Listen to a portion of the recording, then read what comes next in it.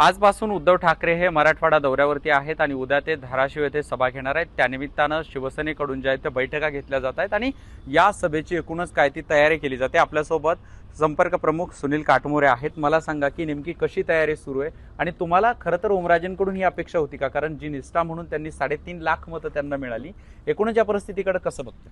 नाही, नक्कीच ह्या भावना सगळ्या जनमत प्रत्येक मतदाराचे आहेत की हा गद्दारी ह्या धाराशिव जिल्ह्यामध्ये झालेली नाही पाहिजे होती।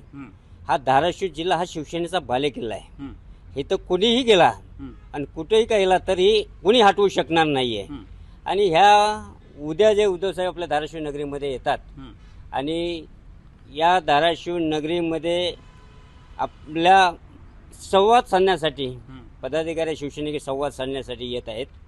आणि ह्या तयारी या पूर्णतः आज मी 4 दिवस झाले ह्या मतदारसंघामध्ये 4ही विधानसभा लोकसभेमध्ये फिरतोय आणि ज्या ज्या ठिकाणी बैठका होतात एक सगळ्याच्या मनामध्ये एकच राग आहे की ज्या पद्धतीने गद्दारी केलेली आहे आणि त्या गद्दारीला धडा शिकवण्यासाठी पूर्ण ताकदीशी जनता शिवसैनिक रस्ते उतरायला तयार आहे।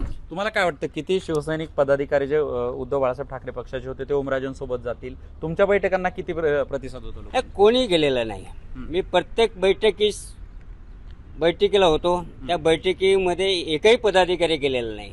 पण काही ठराविक त्याच्या जवळचे जे होते जे आपले गुत्तेदार ती लोकच फक्त त्याच्याबरोबर गेलेले आहेत। बाकी संघटना आहे संघटनेच्या ठिकाणीच आहे, त्यामुळं इथला कोणी मी गेलेला नाही आहे। त्यांनी कितीही काय केलं पण 2029ला आम्ही त्यांना धडा शिकवणार हे प्रत्येक शिवसैनिकाचं मत आहे, पदाधिकाऱ्याचं मत आहे, जनतेचं मत तेच आहे की आम्ही येणाऱ्या कालखंडामध्ये ह्याला हद्दपार केल्याशिवाय राहणार नाही, अशा पद्धतीचा लोकांमध्ये राग आहे। कारण कालपासून टीव्हीला ब्रेकिंग बघायला मिळतात की ऑपरेशन टायगर 3-0 ची तयारी सुरू आहे का एकनाथ शिंदे यांच्याकडून? तुम्ही कसं बघता याच्याकडे? नाही, हे मीडियातल्या वार्ता आहेत, तसं आता होणार नाहीये।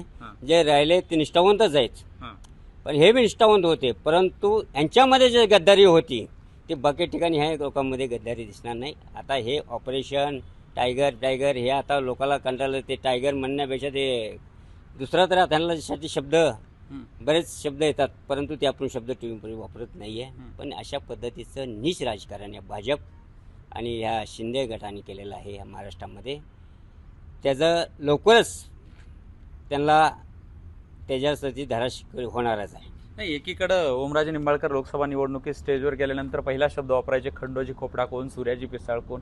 आता उद्धव ठाकरेंची सभा होणार आहे आणि कैलासदादा त्यांच्यासोबत आहेत, ओमराजे त्यांच्यासोबत नाही, त्यांनी शिवसेना पक्षात प्रवेश केला। कसं बघताय? बरोबर आहे, खंडोजी खोपड्यांचं नाव घेतल्यानंतर एक गद्दारी म्हणून एक त्यांचा उल्लेख होता, सूर्याजी पिसाळ नाव घेतलं गद्दारी म्हणून त्यांचा उपयोग होता, असे ओमराजे बोलायचे। मग आता स्वतःला ओम गेल्यानंतर त्याला काय म्हणायचं? गद्दार। पण ती गद्दारी ही कितीतरी वर्षभर चालणार आहे। त्यांनी सांगितलं की विकास कामासाठी ते गेले, त्यांना विकास करायचा लोकांचा, किती वर्ष त्यांनी विरोधी पक्षात राहायचं? कसं आता विकास जर करायचा असेल, विकास निधी जे उपलब्ध होता आपल्या मीडियाच्या माध्यमातून, जो विकास निधी 19 कोटी या धाराशिव जिल्ह्यासाठी त्यांना दिलेला होता, परंतु त्यांनी फक्त 1.5 कोटी सुद्धा या धाराशिव जिल्ह्यात शोध केला आणि कसला विकास आला? कुठलं विकासच नाही। यांचे 100 खोके आणि 50 खोकेच्या ह्याचे 50 खोके एकदम ओके अशा पद्धतीचं हे काम यांनी केलेलं आहे। कितीही त्यांनी देवदर्शन करू द्या, कितीही काय होऊ द्या, पण देवसुद्धा माफ करणार नाही आहे। कारण एवढी जनतेशी तू गद्दारी करून माझ्या चरणाशी आलास तिथं देव माफ करणार नाही। नक्कीच आपल्यासोबत होते सुनील काटमोरे की ओमराजे निंबाळकर यांना आता देव सुद्धा माफ करणार नाही, त्यांना आम्ही 2029ला धडा शिकू असं यावेळी त्यांनी व्यक्त केलं। उदय साबळे पाटील, जय महाराष्ट्र, धाराशिव।